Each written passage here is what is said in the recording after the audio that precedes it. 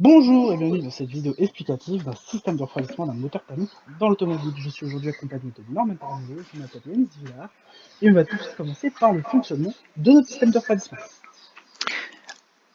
Alors comme vous pouvez le voir sur le schéma, le système de refroidissement d'un moteur thermique est composé de plein de pièces. On ne va pas s'attarder sur toutes les pièces, on va regarder juste le radiateur, la pompe à eau et le ventilateur. Donc le radiateur a pour but de dissiper la chaleur du liquide de refroidissement.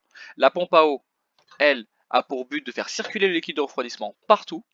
Et le ventilateur est là en addition pour accélérer le processus de dissipation de chaleur. Donc comme l'expliquait Norman, le bloc moteur génère de la chaleur, le liquide de refroidissement traverse donc le bloc moteur ainsi que le radiateur, etc. Donc il va transporter cette chaleur vers le radiateur. Le radiateur, lui, il va être traversé par de l'air, donc à travers ses ailettes, l'air qui a été amené par le ventilateur, et ainsi l'air donc dissipe toute la chaleur reçue. Pour ce qui est du dimensionnement et du bilan thermique, voici ce qu'on va vous présenter. Il faut savoir que, par définition, un moteur thermique, comme son nom l'indique, génère de la chaleur.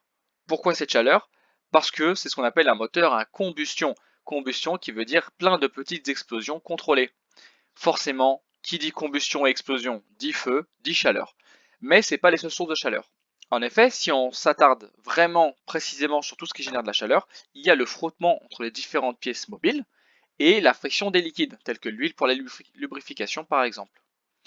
Cependant, la chaleur générée par l'explosion des gaz dans le moteur est bien plus importante et donc on pourra négliger les frottements entre les différentes pièces et la friction des liquides dans notre bilan de chaleur.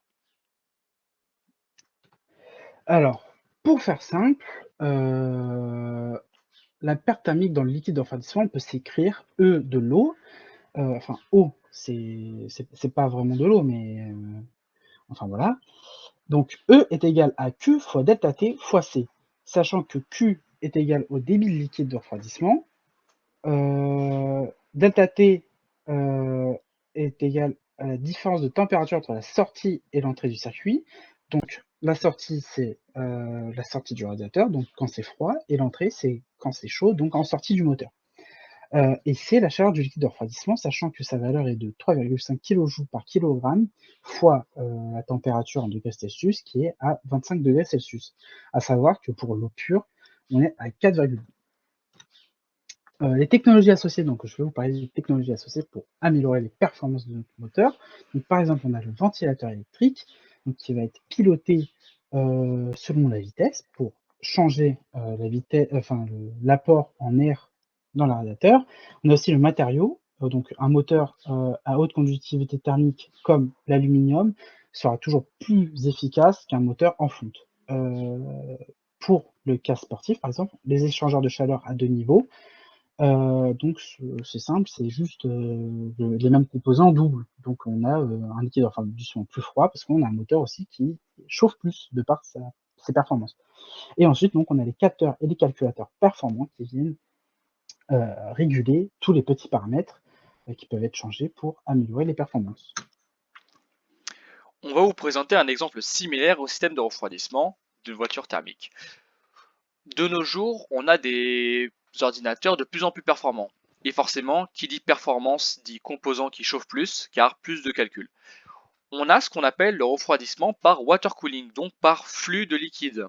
Le système est exactement le même que celui d'une voiture.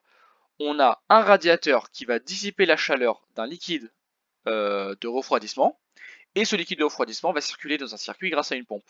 Donc comme on voit sur le schéma, on a ce qu'on appelle le water block. Water block qui est un gros bloc d'aluminium, car il a une bonne conductivité thermique, et dans ce bloc d'aluminium, on va faire circuler le liquide de refroidissement pour qu'il capte la chaleur, la transmette au radiateur qui lui va la dissiper, et enfin, le radiateur va retransmettre le liquide froid dans un réservoir duquel on repompera le liquide pour faire un cycle.